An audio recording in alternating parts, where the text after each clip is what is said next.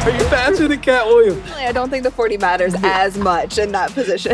I'm going to cut Cat Williams as quarterback. I'll start Caleb Williams. Patrick Mahomes could crush a pack of 12 packs faster than all three of us. Did Mbappe turn down a crazy offer? He was going to get like $1 billion. Yeah. Yeah. I'm not feeling this.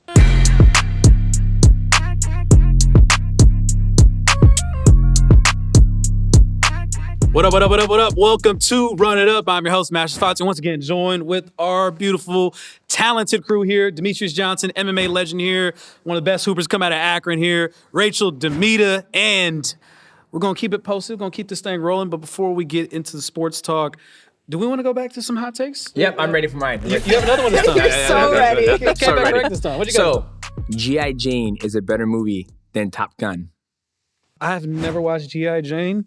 Nor have I watched Top Gun. I'm not much of a movie guy. I'm sorry. I'm not. Oh, okay, so each one of your hot takes, we're now on episode 2, have been about some sort of movies I know. that neither of us know anything about. Wait a second. You know what's funny? I tell my friend that. He goes, because I never saw Top Gun, the very first one. Okay. Right? That's Tom Cruise, yeah? That's Tom Cruise. That's Okay. correct. But with the jets, they're fighting. Yeah. And so he goes, man, you ain't seen Top Gun? I was like, why would I waste my time watching Top Gun? G.I. Jane's a better movie. And he goes, oh, Okay, Lord. there He we goes, I go. know you did not just say that. My friend goes, it is a better movie. They had one mission. One mission in Top Gun. G.I. Jane, you went to the training, the serious training, and all that stuff. I would say That's my hot take. I would say Tomb Raider tops them all. Oh, God, don't do it. No. There you go. You know what? And it has a video game to go with it. Oh, And the game was hard. I'm not going to lie to you. the video was hard. game was so good. Game was Tomb Raider. The only thing that came good out of Tomb Raider was you can hold double pistols and shoot things. That's the only thing that came good out of that game. Now that's your hot take. Yes. Yeah, that's a hot That's take right the there. one. My hot take right there. GoldenEye was better than Tomb Raider. That's my. Baby, give it to me right there. Absolutely. Absolutely. I agree with That one. was a great game. I'll let the boys have that one. Do you have a hot take before we keep this I thing have a hot pushing? take. It's along the lines of sports. Pickleball is not a sport. Oi! I'm right there with you. Not a sport. No. sport. You It's guys a understand. backyard Not a sport. game. It's a backyard Not a game. sport. I am We're a done genetic category. specimen. And I went to this gentleman's house and I was playing in my Adidas and he was like 65 years old and he destroyed me in pickleball because I couldn't use my athletic ability to keep up with him. Right, because he had which makes skill. it a backyard game, Yeah. not a sport. It was invented to be a casual game Yes. played while you're just having fun on the 4th of July. This pickleball hype is Here's the out of question. control and needs to end. Let me ask you a question. Is chess a sport? No. no. Okay, is... I get, yes, we can go down this. It's in the Olympics, this and that. No. Hey. Is it a sport or not? No. No. Okay. Is esports a sport or not? No. Okay, why not? Because it doesn't take your physical body. To... There's a gift. It's just thumbs, though. It's thumbs in play the brain. it. Yes, I get the hand-eye coordination, the whatever light test that football players do and esports players do it better. Yes, there's a lot of skill that goes into that. It's not a sport to me. This is going to be And another episode neither right is here. Run it pickleball. up. It will be episode Run it up. X. Let us about know in what's the a true comments sport right or now not. if you think that pickleball should be considered a sport or a backyard game. What is a sport? Is There's boxing. only one correct answer. And we just saw a great fight with Haney and Ryan Garcia, which takes us into the boxing calendar. And as we take a look at what to come, it wouldn't be Cinco de Mayo without a Canelo Alvarez fight. Yeah. And once again, that's another fight. He does it every single year at this point, 33 years old, still going to fight on Cinco de Mayo, still going to fight on Mexican Independence Day weekend in September.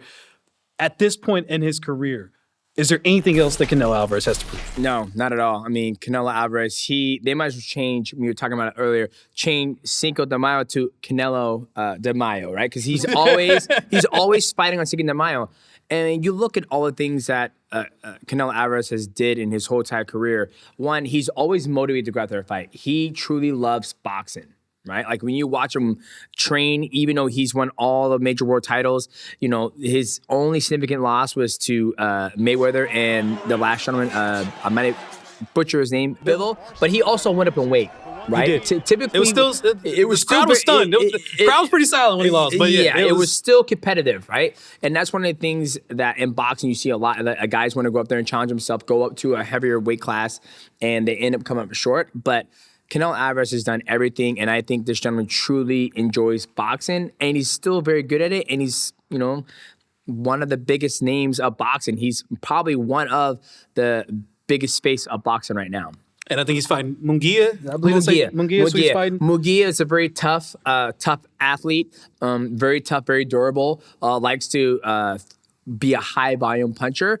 And the biggest thing I see the difference between those guys is that Canelo Alvarez has been in there with the best of the best, right? He learned a lot from that loss against Floyd Mayweather. One of the things that he learned from that, and you see it now in his fights, is his head movement, making his opponents miss, and also using his defensive to set up his offensive and just destroy his opponents. Because he's always like the punch, the power Yes. that you would see within him. But also, he was never one to run away from guys. No. I mean, the Triple G trilogy that we saw, Yes. which was incredible. Yep. That's the biggest shot of the fight, and Canelo took it well. That round, the counter-punching. Caleb Plant, Yep. the list goes on. Even as he continued to age, he would fight guys who were much more younger than he was because he was always up for the challenge. And I think that's something that we just need to enjoy while he's still around because When he's during gone- an era, there was other people, of course.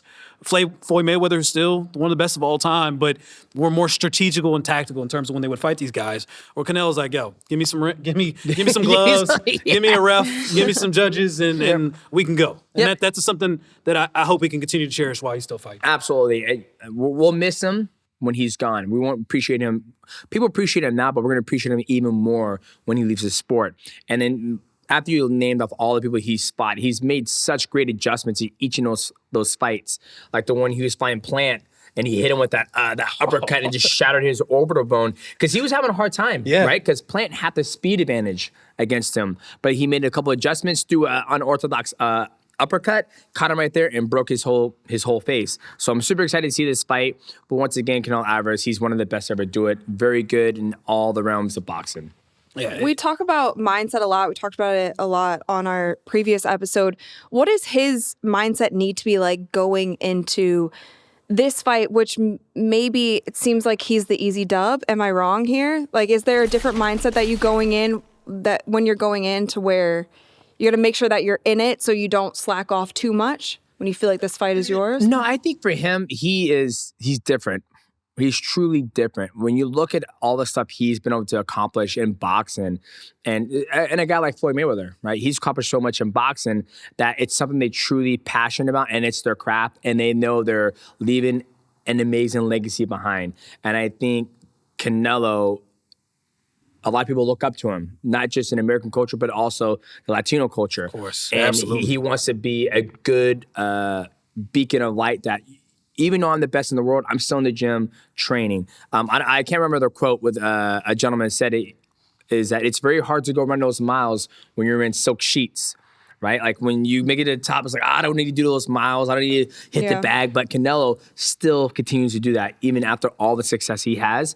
And I think for him, it's like when I was listening to you guys talk about the last episode, 82 games in a season of basketball.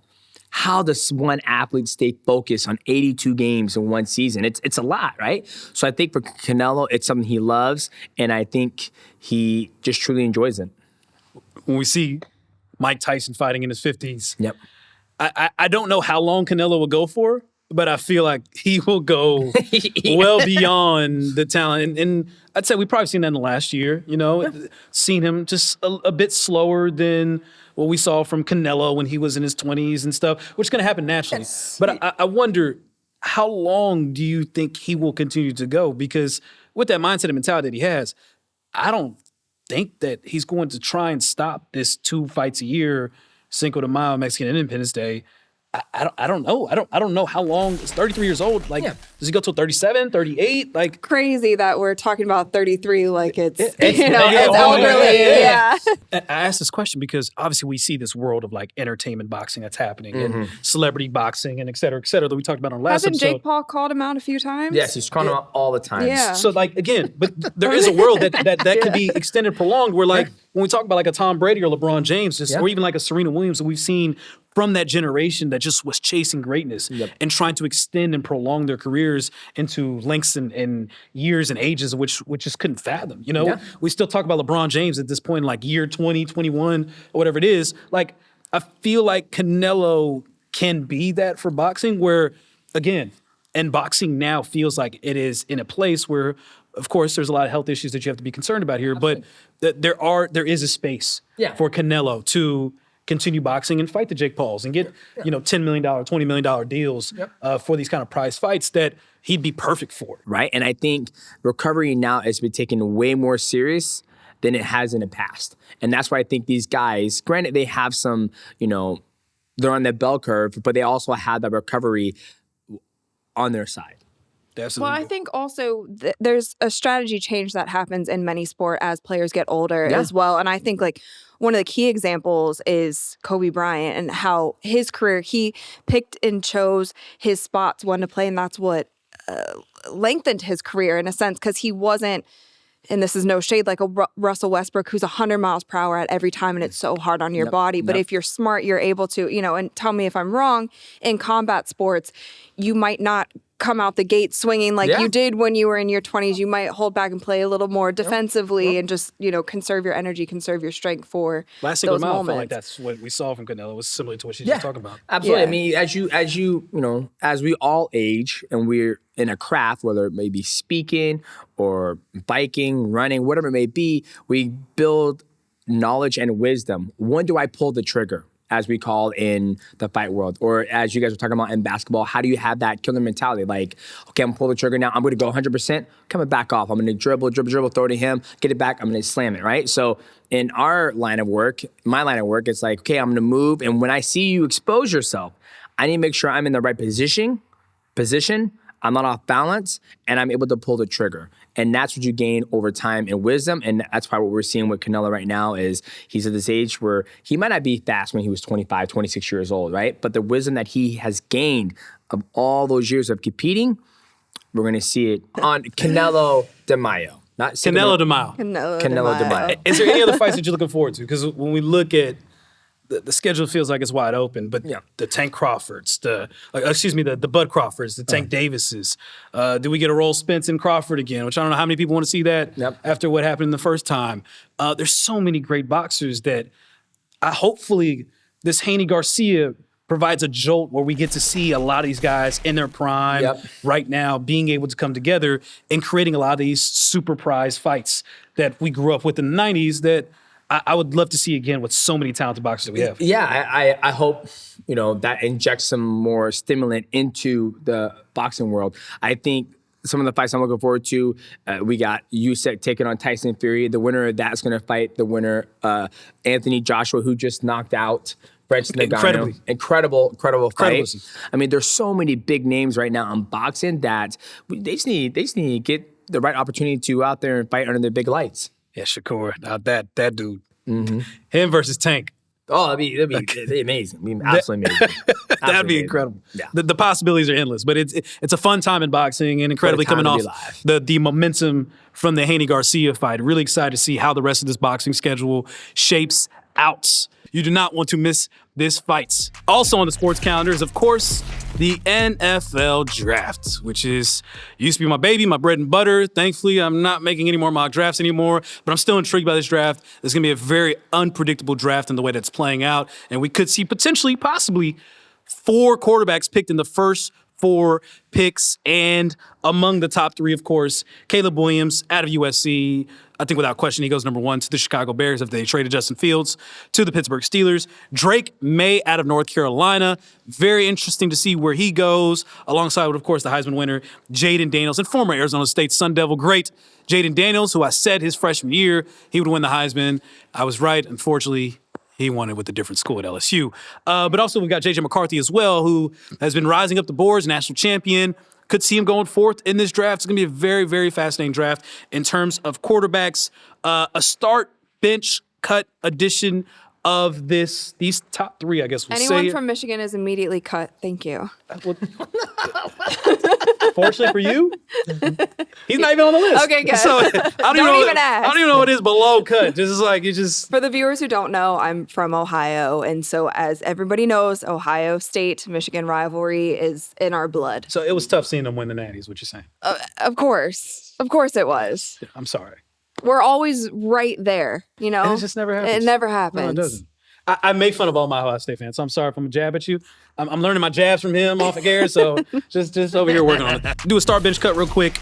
Caleb Williams, Drake May, Jaden Daniels, I'm going to start Caleb Williams. I think he's without question one of the most talented players, quarterbacks that we've seen in quite some time.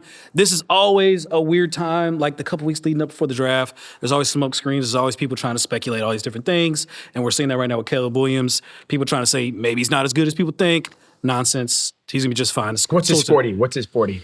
I don't have his 40 off top, but Is it faster than Cat Williams? Cat. You saw the Cat Williams 40? Of course I did. That's why I'm doing my benchmark to see if this guy's good or not. Are you faster than Cat Williams? Oh yeah. Oh yeah. Oh yeah. Oh yeah. Oh yeah. Oh yeah. Oh yeah. What's that Tommy? What's that Tommy? What's that Tommy? What's that Tommy? What's your time? What's your time? What's your time? No! I love bet. this great college football commentary from you. Like, this is actually more interesting than anything that we're going to say. It's so good. Do you have it? Do you have the numbers? He doesn't. I forget because I think Cat Williams ran an unofficial 4.46 or something. No. He just did it. It was like a 4.8. Like 4.8. 4.8? It's some busted Gucci's. I think Caleb Williams did run some busted Gucci's, even though he probably does have some Gucci's. I would assume, I'm pretty sure it was faster than that. Okay. But his skill set, he's got a cannon, bro, of an arm. Okay, Like okay. he can throw on the run. He can do his improvisation skills. How's he do in the pocket? When the pocket starts closing in on him, what does he but do? he's got great footwork, so he can just scramble out. And again, you will see him make off-balance throws that you're like traditionally not supposed to do as a quarterback. I like what I'm hearing. And again, we're all looking for the next Patrick Mahomes, who's kind of famously made this improvisation skills, which if you want to say Who's not the most athletic absolutely not. quarterback at all. Patrick Mahomes could crush a pack of 12 packs faster than all three of us combined. Without question. Like the man is a legend at the bar, you know? But Caleb Williams, I think will be a stud, and I think there's a good team that is built around Chicago. I think he's going to be perfectly fine. I start him. 4.72 for Caleb Williams. So, yes, he's All right, probably got 100 have pounds you- on Cat. Have you seen Cat throw anything? Yeah. I asked about the 40. I didn't ask about the He was definitely best. Fortunately, I don't think the 40 matters as much in that position. You know? I'm going to cut Cat Williams as quarterback. I'll start Caleb Williams. Where it get interesting is who to bench, because I think this is where the draft will get interesting is number 2. Who will be the second quarterback to go? Will it be Drake May, who has kind of always been the consistent number 2 pick leading into the season? But then Jaden Daniels just had a tremendous, phenomenal season on the way to winning the Heisman.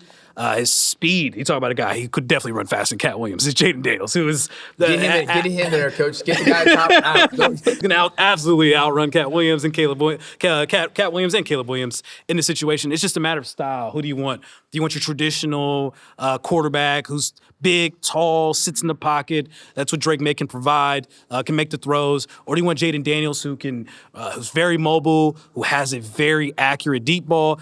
And the questions probably with him are going to be in the intermediate space in terms of whether he can make those accurate throws on the intermediate side. Nevertheless, I probably would lean towards Jaden in terms of benching here just because of his athleticism. And I would cut Drake May. That's not a knock on Drake May. I think he could still be a really good prospect. But in this situation, I think it's probably going to play out. Number 1, Caleb Williams. Number 2, Jaden Daniels.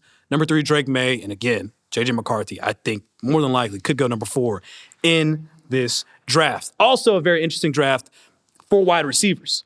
There's some great, incredibly talented wide receivers that we will see and probably come off the board right after these quarterbacks come off the board. The name, of course, I feel like we're all familiar with, Marvin Harrison Jr., the son of Marvin Harrison. You were a bit disappointed. He didn't play in the bowl game for you guys there. I was there at the bowl game, expecting a show. And he was, in street clothes just like you were, wasn't he?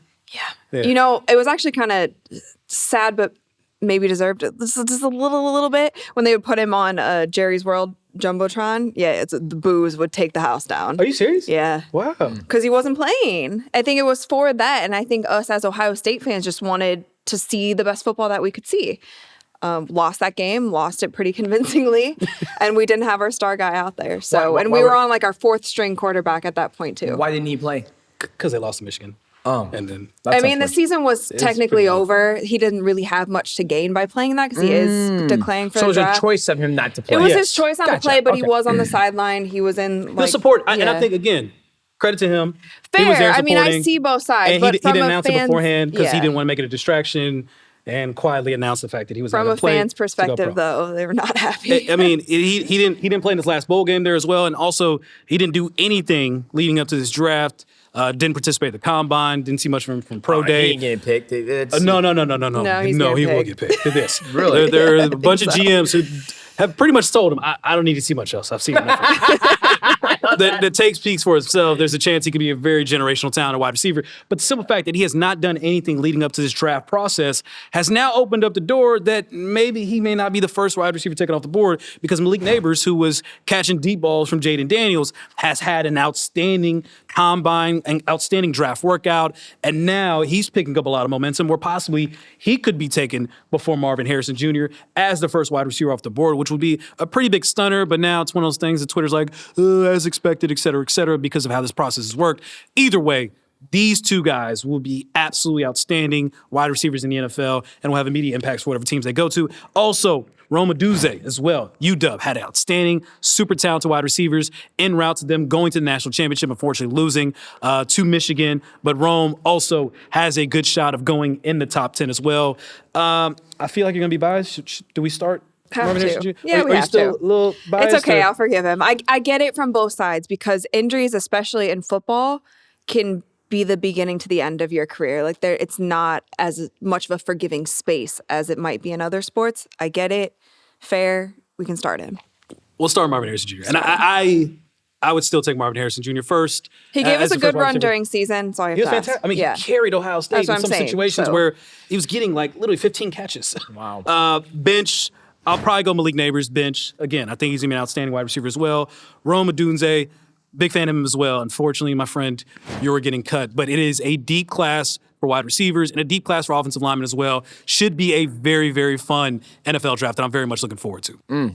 So, Master, we've been talking a lot about QBs in this year's NFL draft, but let's take it back to 2020, which might have arguably Do we have to take it back to been- 2020? Because that was kind of a weird year with COVID and stuff. But Put that aside. Let's keep it on football. Let's keep it on football. We had some great guys come out of that draft class. Joe Burrow, Tua, Justin Herbert, Jordan Love, Jalen Hurts.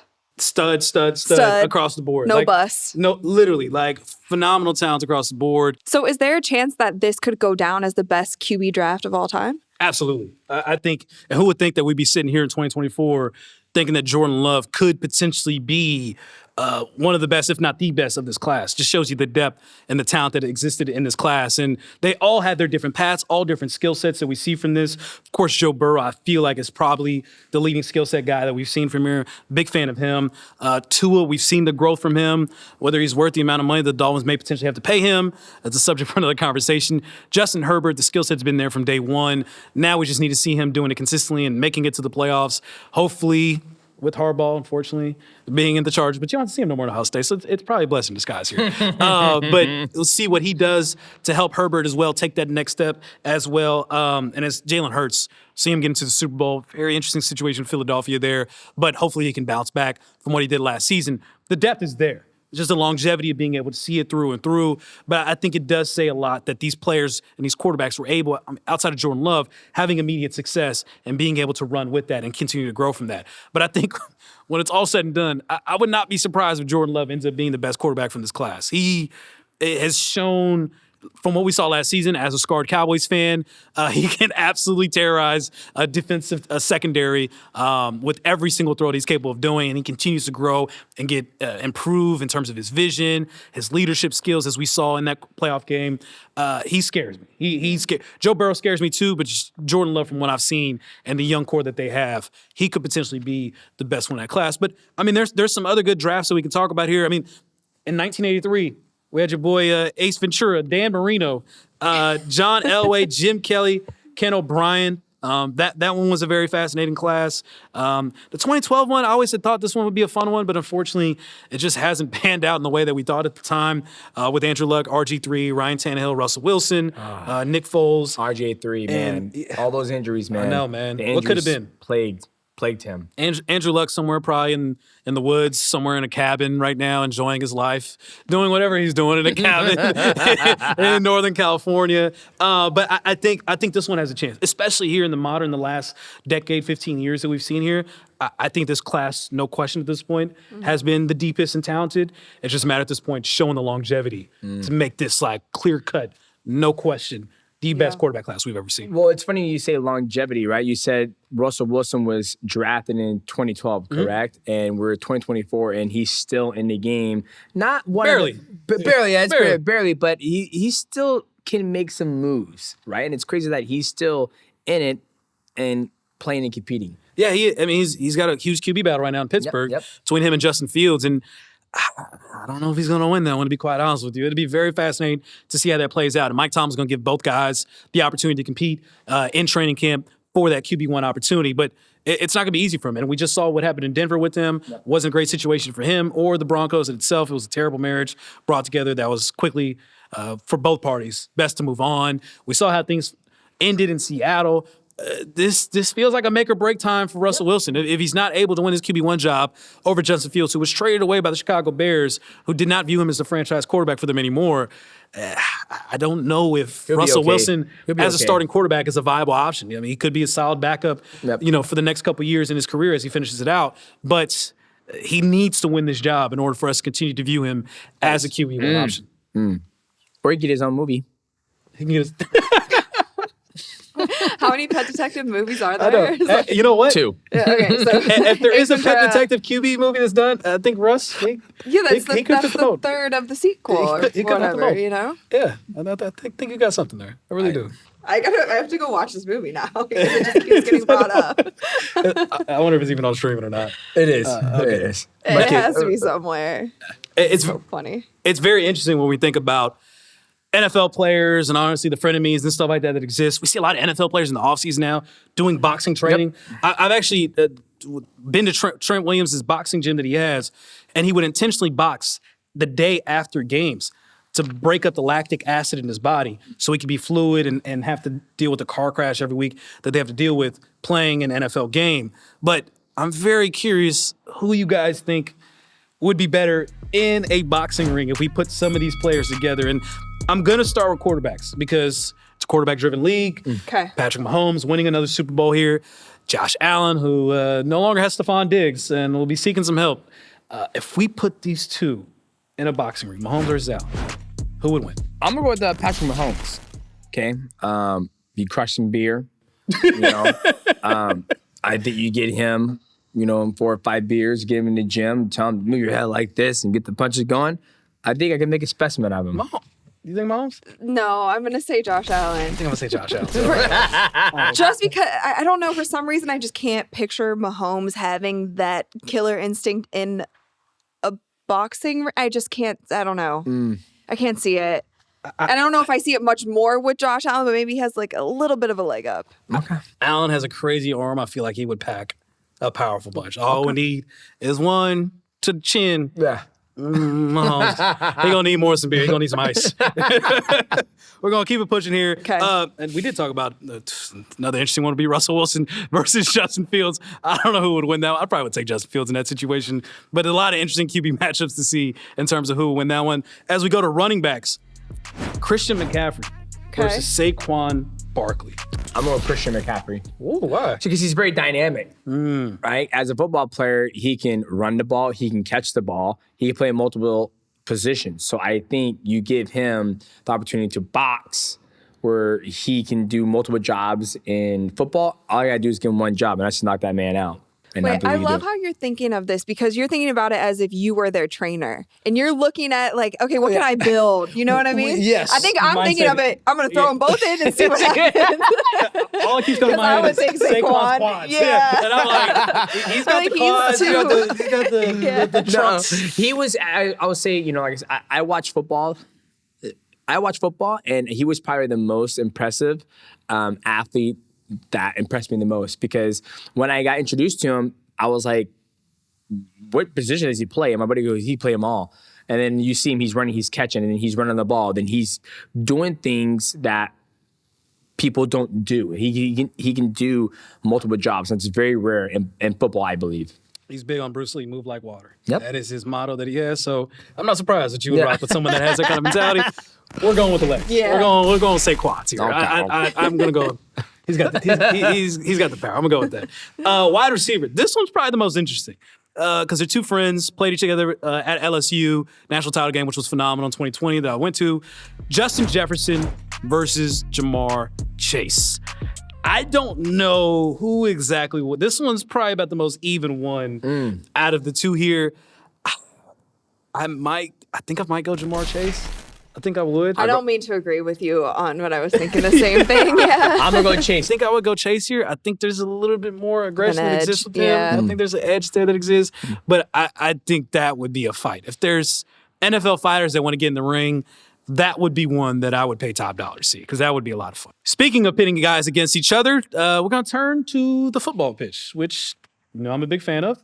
And we're going to pit greats versus greats from different countries. And we're going to start off with Argentina because they just won the Men's World Cup. And it has cemented the legacy of Lionel Messi in Argentina and around the world. Don't give me anyone going up against him. I will, though, because... How can you compete? Maradona versus Lionel Messi is a conversation that it was already very difficult to pick. But now that Messi has his World Cup, as Maradona does as well, God rest his soul, this one is very tough. But I see you're already leaning one way here. Yes, because are we talking about here skills on the field or global We can influence? talk about all of that. Because both of them check both buildings. I think at least in my era or my sports viewing time, it's Messi all the way. There's just no competition. And the influence that he's had in America. That's what I mean. To come over here and play and have all the celebrities going to his games, and Beckham did it years back, but this is a guy who is on another playing field. She's going Messi. Yeah. I would go Messi too. Like she said, like we were talking in the previous episode, is that we need new stars to bring eyeballs to the sport. And I felt Messi when he came to, I believe it was Florida. Yeah, Inter Miami. In Miami, he had all the biggest stars going to the game and watching him. And he showed up and he delivered, over-delivered on what he can do. And I think that's always the biggest scene when you're trying to build a product where, like, oh, this person's one of the greatest and he's very popular. Then they come over here and they usually hit the bed or lay a bad egg. He didn't do that. He delivered a golden egg, and everybody was very happy and pleased with what he brought to the table. I respect Messi. I appreciate what he's done. I think he now has entered the space where he can sit at the same table as the Maradonas, the Pelés. I'm still going to pick Maradona. I just am. You're probably there. But this is also you're probably there partying with him. I wish I wasn't old enough. I wasn't born. I wasn't even born then. This is also though traditional soccer football fan and casual fan. So we're going more off of impact, and you're really able to dissect what they're doing on the field a bit more. I enjoy this though, because seeing the impact Messi has had here in America and the interest that people have had, again, it grows the sport. So I'm all for that. I really am. There's still an era in the 90s in which this is when I started watching soccer, and even Maradona predates that will always near and dear hold a spot in my heart. So I'm going to go Maradona. I am. But I respect the Messi, because I do not think this is easy. Who would win in a one-on-one open field? You do not want to see Maradona. Because here's the thing about Messi. Answer the question, who would win? Maradona. Oh, okay. The thing about Messi that he gets joked around with, and I kind of like these jokes as well, Messi jogs for quite a bit of the match. Like he's walking for about 60%, 70% of the match. But as we talk about though, still getting the bag. he really is. As we talk about with Canelo though, he's very tactical when he picks his spots. He controls and dictates the pace of a game because he knows this one I got to turn on. Yep. And when he does, it just leaps to magic. So I will give him credit. He can control and dictate a game unlike anyone we've ever seen. Maradona was special. Special. Speaking of special, we are going to go to France, where there's two special guys here that we're going to talk about. Thierry Henry, TT, King Henry, versus Kylian Mbappe. Mbappe! Correct me if I'm wrong. Did Mbappe turn down a crazy offer? From Saudi Arabia, he did. Yeah. Yes. How much was that again? He was going to get like $1 billion. Yeah. Yeah. He did that because he ultimately, and hopefully he does this summer, wants to play for his childhood club, Real Madrid. Yeah. So, yeah. For the love of the game. Yeah, and also because it's more competitive. That's what he's always wanted to do. He wants to win Champions League. He wants to win all these titles, Ballon d'Or, and he'll have a chance to do it. That's for the love of the game. Because when you're offering $1 billion, that's some true heart. And for that, I'm going to take Mbappe. Mbappe. I'm going to go Mbappe. Anybody who has that mindset, throw my flag behind him. Thierry Henry, him and R9 were the first superstars I grew up watching. World Cup '98. Thierry Henry is the reason why I'm an Arsenal fan. I love Kylian Mbappe. I will very much enjoy him when he's at Real Madrid because I very much do enjoy Real Madrid as well. I'm going Thierry. Thierry Henry is the greatest Premier League player we've ever seen. 20 goals, 20 assists, something we've never seen before that was done in the Premier League. It's an absolute shame that he never won the Ballon d'Or, considering how dominant he was part of the Invincibles. Kylian Mbappe, I'm sure will surpass him at some point in his career. But what Henry has done, he has influenced an entire generation, including Kylian Mbappe. I'm going TT. So, Fair. Again, purist here in me. Cool. We're going to go to England, where Wayne Rooney, who has, of course, had an incredible career at Manchester United, not so great of a managerial career. That's something for another day. Him or Harry Kane, who, wherever he goes, cannot win a trophy to save his life. Well, I'm not going to pick the guy who can't run a trophy to save his life. I'm the other guy. I'm going to pick him. Winners win. It is not Harry Kane. Nope. David Beckham? No love of David Beckham here? Well, you didn't give us Englishman? that. Okay, but he had a lot more of a global influence than either of these two players. In my, That's true. No. Okay. Yeah, that's absolutely. What David Beckham I'm a did, little bit he changed the game. scared to say some things right because you are. I'm here with you. I'm here with you. like, I'm here to help grow the game. So I'm here with you. loyal to I'm the here, sport. I am here with you to help grow this game. I love it. You nailed it. He has transformed the game from a marketing standpoint. Like no one else has done it the way he did. Yeah. So you're absolutely right. So if you do say Beckham, Yeah, I think I wouldn't agree blame with you for David Beckham, what he's been able to do. I remember he came to the LA Galaxies, right? Galaxy, yeah. Came to the LA Galaxy. Then I think he ended up purchasing that team. he purchased Inter Miami. He's Yeah. he's a Inter Miami, partner yeah. on Inter Miami. So it's always in any sport, you want to see athlete, do well in his sport and then be able to make a lot of money and then take that money he made from playing that sport and purchase a team and basically change the landscape of soccer, football, and then be able to now he owns Miami, or he has part of it, which now Messi plays for that team. So it's cool to see somebody to do that, come from England and be able to come to America, purchase a team, and do all that stuff. So for me, I'm gonna have to go with David Beckham for the impact he's had on the sport. I was waiting for the Bend It Like Beckham movie reference here. Then it just did not come. I didn't like that movie. Whoa! What You didn't like movie was that? Bend It Like Beckham. I never watched it. There you go. So something to watch, and I'm sure we can watch Just it. watch the documentary. See, the only thing I love about the documentary is when he called out his wife about it. He goes, "What car did your dad drive? We were so poor." And he goes, "What car was it?" Your accent. For the original question, Rooney versus Kane, I'm going Rooney because Harry Kane's a Tottenham player. And what do we think of Tottenham? I can't say because this is a family-friendly program. It starts with S and ends with T. Yes. Every bleep is coming. It is. It's all coming from me. I'm over keeping it there. real PG here. Last but not least, Brazil, which is, of course, is a hotbed for talent. As we talked about before, Ronaldo, the original R9, or Neymar. I'm gonna go with R9. It's a dope Yeah, name. yeah. Reminds me of a cop off RoboCop. And sure. We'll I'm go with with that. that. Since R9. I wasn't there to witness it, I'm going to go with Neymar because I have witnessed him And you know, play. that's fair. I respect that because you're going off base what you know. And I love Neymar too. During the whole Messi CR7, I had all my stock in Neymar. Unfortunately, I had more stock and investment in Neymar than probably Neymar had in himself because he's dealt with a ton of injuries he's dealing right now. Hopefully he get back soon. He's going to miss out on Copa America. However, Ronaldo R9 is untouchable. Him and Ronaldinho are gods in Brazilian soccer. Neymar is really good as well, but he is on a tier just below those two, unfortunately. All right. Apparently, there's these drinks that Giannis and who was the other one? Aaron Donald. Giannis and Aaron Donald. They've made a drink. Who knows if it's good or not? We were about to find out. Hey, What is it called? nice. Ready? Ready. Mango, peach mango. Ready sports drink. I got berry lemonade. This is a great flavor. What flavor you get? Peach mango, and you cannot have it. I got orange passion. It smells delicious, actually. Does it? Yeah. So this is for Mine smells different. electrolytes for hydration. So that's why I think there's a bit more sugar in it than other drinks. I'm not feeling this. Mine's good. It's very tart. Very yeah, tart. it's very tart. Very tart. I'm not feeling this. But I think if you were working out, this would be super refreshing. Yeah, but I you feel know like what I it would just mean? make your mouth really dry. You just have like a lot of like phlegm just like in your throat. No, I don't think so. Because of how tart it is. That I think it's a great Oh, drink. shake well. Oh, Yeah, I mean, I shook mine up pretty well. You did? Oh, I didn't shake got well. it. Wait.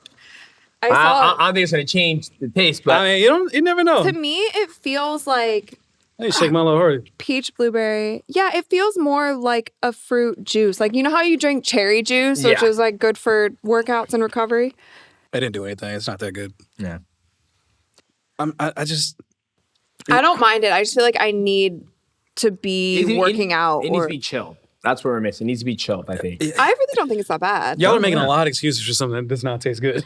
No, I do. What flavor you got? I got orange passion. Yeah, that's not a good flavor to have anyways. I think it tastes good. But I think like peach lemon mango's fire. anything. It's Peach delicious. mango? Yeah.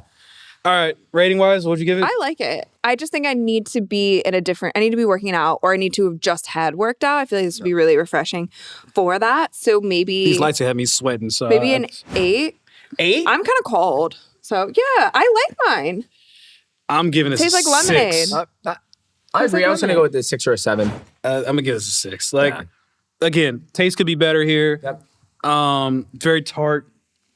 I still have the aftertaste in my mouth, and as you said, I don't know if orange is a good flavor. Yeah. It tastes like Orange, I feel like orange is a hard flavor to hit unless you actually enjoy orange, right? Oranges are great. this tastes like emergency. It tastes like an emergency to me. Emergency is good. No, but it's not a hydration drink. I don't know if I want that for mine. Yeah, I yeah. really don't. I like it. There's somebody out there. Somebody There you going go. on that So orange. 8, 6, A 7. 7. Seven's fine. 6, 7, 8. Ready? I'm not. Get your. Wow. Well, that's all we got for the show here. Yeah, there we go. Just toss this out over there.